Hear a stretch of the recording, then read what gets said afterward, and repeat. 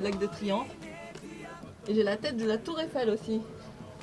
C'est la vue que j'ai. Bienvenue dans l'univers de Mademoiselle Heitiare. Et voici son studio, un modeste 10 mètres carrés dans lequel tiennent toutes ses affaires. J'habite dans la vallée de Teruma, chez mes parents. Hein. J'ai une grande chambre, un peu plus grande que celle-ci, bien sûr. Il fallait faire des sacrifices hein, si je voulais continuer. Et c'est ce que j'ai fait.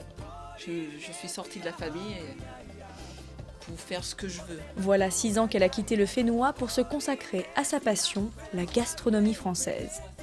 Ça m'intéresse vraiment.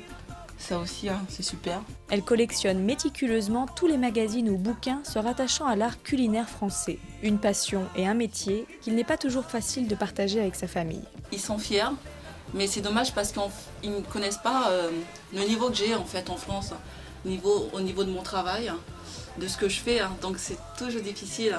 L'auberge de Lille, l'arpège d'Alain Passard et maintenant le restaurant de Michel Rostand, autant de chefs étoilés qui ont fait confiance à cette jeune Tahitienne de 25 ans.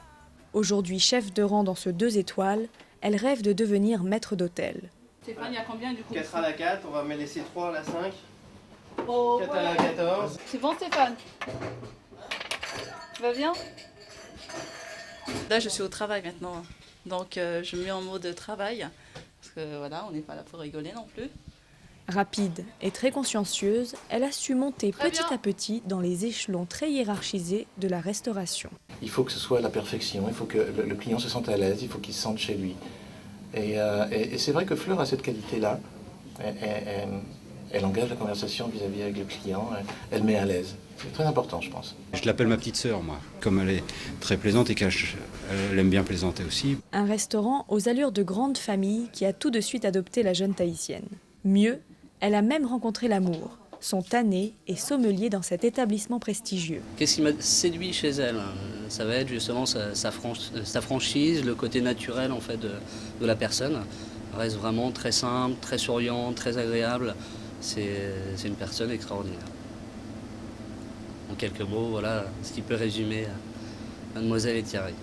Au mois de juillet prochain, Heitiare rentrera pour les vacances auprès de sa famille. Mais pas question de rentrer tout de suite au Fénois. Elle veut se perfectionner et continuer à apprendre des plus grands. Parcours à suivre, Heitiare n'a pas fini de nous surprendre. Bon appétit, merci.